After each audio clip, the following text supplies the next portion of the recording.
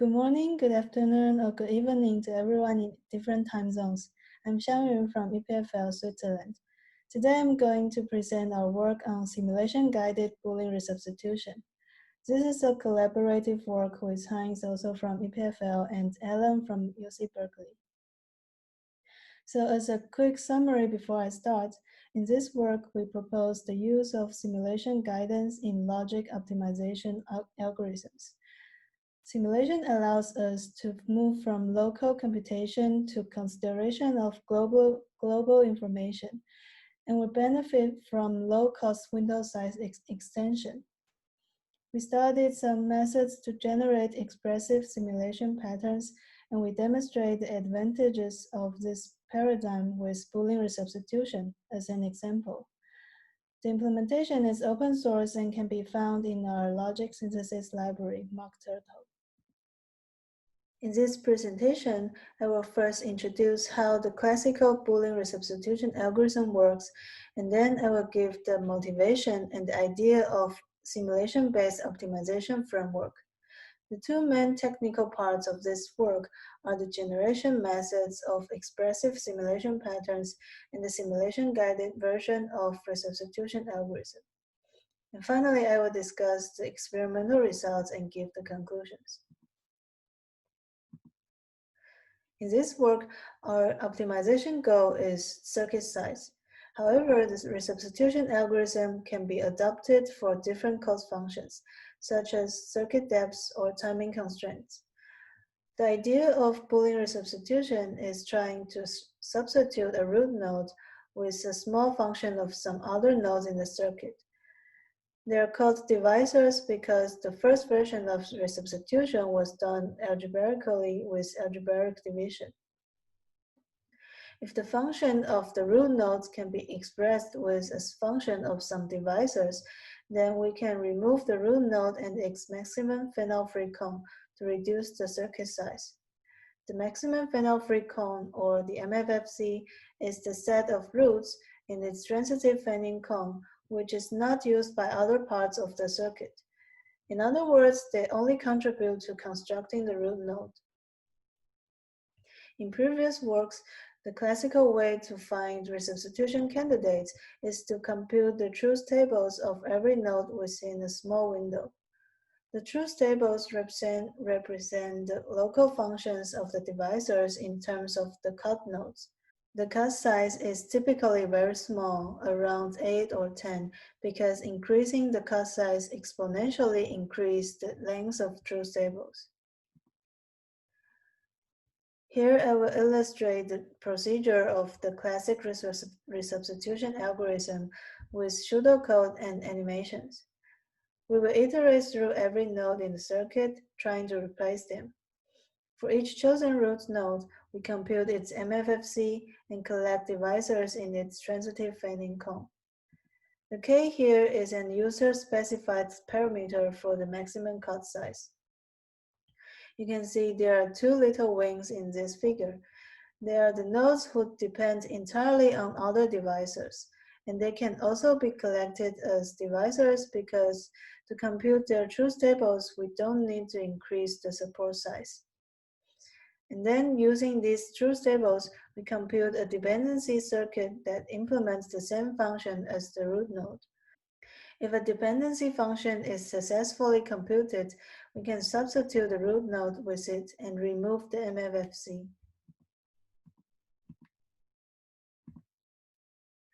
The disadvantage of the classic resubstitution is that we're limited to a small window.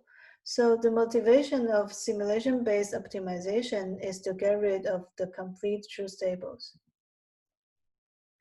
Given a primary input assignment, simulation is computing the values of each node in the circuit. The primary input assignment here is called a simulation pattern. We can compute the results for many different simulation patterns with bit parallel operations. The collection of all the simulated values of a node is called its simulation signature. Because simulation can be done in the whole circuit, by using simulation signatures, we're able to take into account more global information, such as satisfiability don't cares. We can say the simulation signatures approximate the node functions if the simulation pattern set is not exhaustive. The other good news is that even when it is done for the whole circuit, simulation is generally very fast. Here we're making a few assumptions. First, we conjecture that we can always find a set of expressive simulation patterns, which is not too large and that we can use in our optimization algorithm. In our case of resubstitution, we define expressiveness as being able to distinguish functionally non-equivalent nodes. Our second assumption is that hardware engineers work on the same design for a long time, and they will run the optimization algorithm on similar versions of the same design for many times. The simulation patterns can be generated once and reused for several times. So the generation can be considered as pre-computation, and we don't mind about its efficiency so much. The concept of the simulation-guided optimization framework is to use simulation signatures to find possible optimization choices. Because the simulation signatures cannot completely represent the node functions, we have to formally verify the optimization choices with set. If the validation fails, we collect the counterexamples and add them into our simulation pattern set. This is similar to the concept of CGAR, counterexample guided abstraction refinement. As we will see later, it is very important to have expressive simulation patterns. So in this section, I will introduce 3 pattern generation methods. And later in the experimental results, we will see how good they are.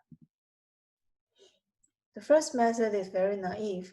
We just generate patterns randomly. This is very fast and actually not so bad in our experiments. The second method was inspired by the concept of stuck-at-faults in the field of testing.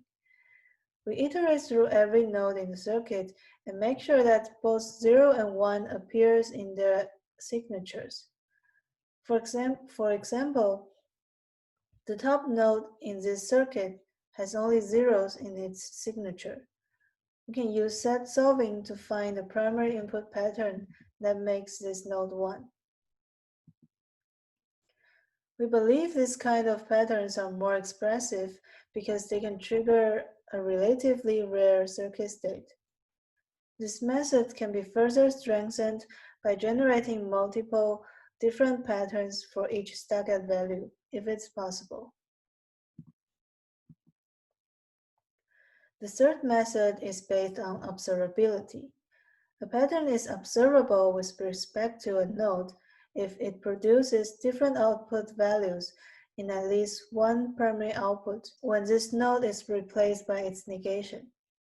An unobservable pattern is basically an observability don't care for the node, because under this pattern, the function of this node doesn't affect the circuit output. So in addition to having both values in the signature, we also make sure that the patterns producing the rare values are observable.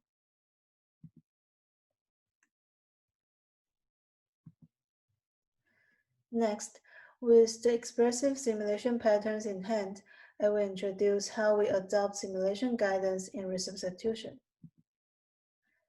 This is the pseudocode from the previous slide from the classic resubstitution algorithm. And now I'm going to explain the difference between them by adding the new code among this skeleton. So first, of course, we have to generate the simulation patterns. If they're already pre-generated, we read them in from a file. And then we simulate the circuit with these patterns and get the simulation signatures for every node. And as usual, we compute the MFFC, collect the divisors, and compute a dependency circuit. As I said before, because the signatures are not complete, we have to verify the resubstitution. The verification is done by adding an XOR and assuming the root node and the dependency function have different values. If the set solver can find a solution under this assumption, then we get a counterexample showing that they are not equivalent. We can add the counterexample into our pattern set and resimulate the circuit.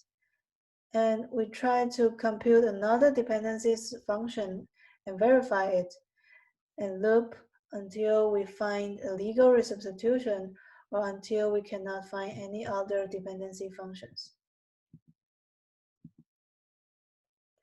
The overheads of simulation guidance are in generating the simulation patterns and the need of verification. However, as we assume that the optimization algorithm will be run many times and the generated patterns are reusable, it is okay to take longer time in pattern generation because it is a precomputation. And when we really have a set of expressive patterns, the chance of failing verification is very low, as we will see in one of the experiments. Despite these overheads, we benefit from a basically unlimited window size because we no longer need to compute the complete truth tables. Moreover, circuit simulation implicitly considers the global satisfiability don't cares, which will also improve the resubstitution quality.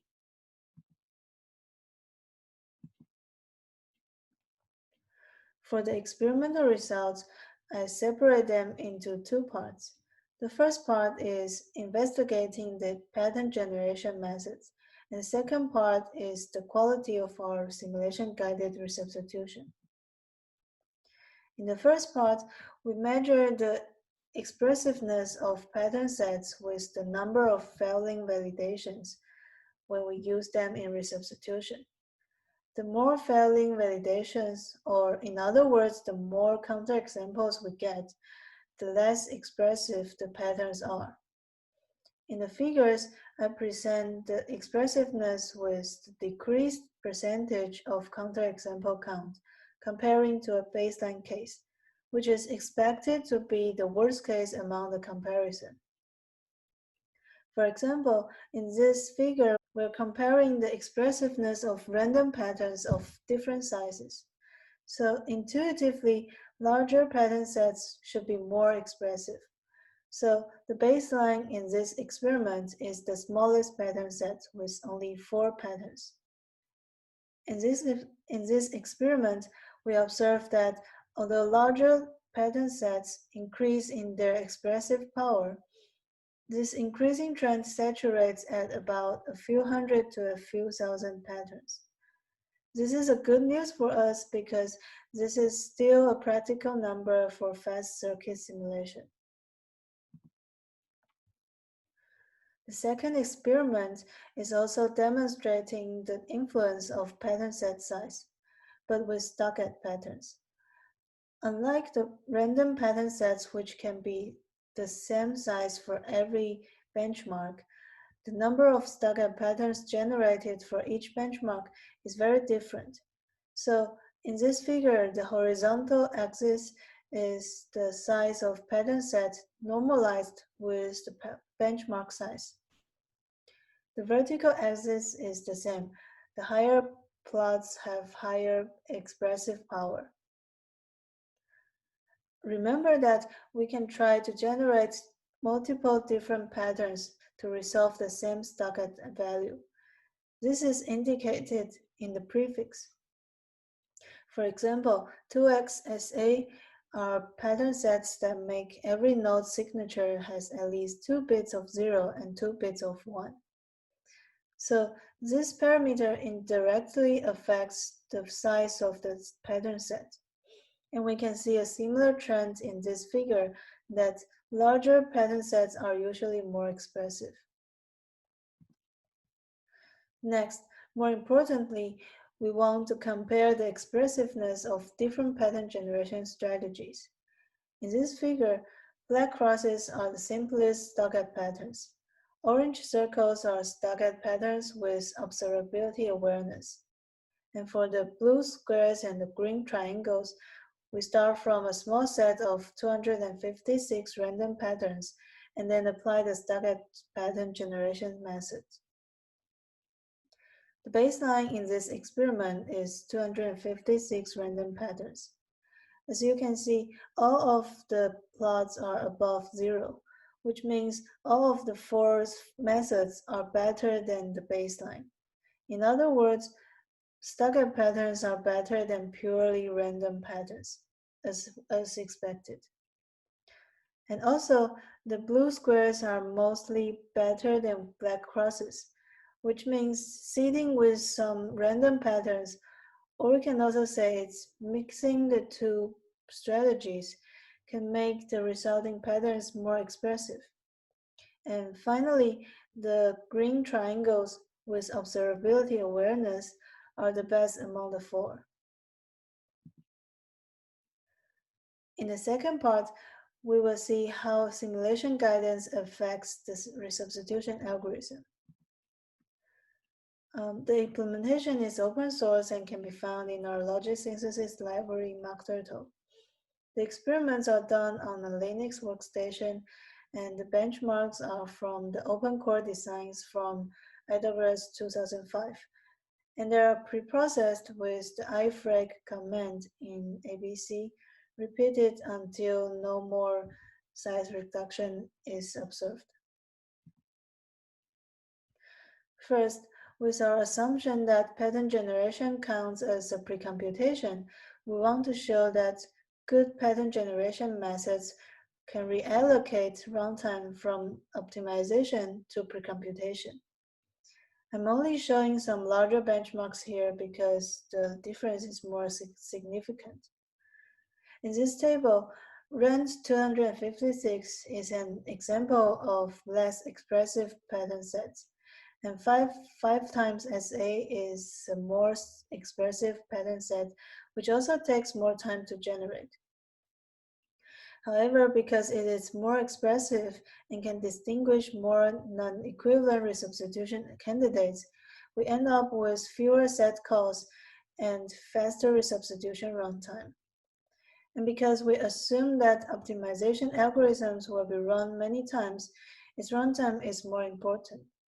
So in the following experiment, we will neglect the pattern generation time. So finally, let's demonstrate the improvements in resubstitution quality with our simulation-guided framework. We consider the resub command in ABC as the state of the art, and it is from Allen's paper in IWLS 2006. Remember that K is the cut size of the window. If we set the same small window size for both algorithms in the middle columns, we can see that our simulation-guided resubstitution is already 41% better in size reduction because we're able to utilize global satisfiability don't cares. What is even more exciting is that we can easily extend the window size to 100 without much runtime overhead and achieve 74% improvement. So in conclusion, we propose a simulation-based optimization framework which moves runtime from optimization to precomputing expressive simulation patterns. These patterns allow easy utilization of global information and easy extension of window size. We studied what makes simulation patterns expressive. Larger sets of patterns are usually more expressive, and seeding with some initial random patterns also helps. The pattern generation methods we proposed, including staggered value resolving and observability awareness, are proved to increase expressive power. And finally, we demonstrated the advantages of this framework with resubstitution. With the same window size, our result is already 41% better because of the global SDC utilization. And furthermore, we can easily extend the window size to 10 times larger and achieve up to 74% improvement. That's all for my presentation. Thank you for your attention.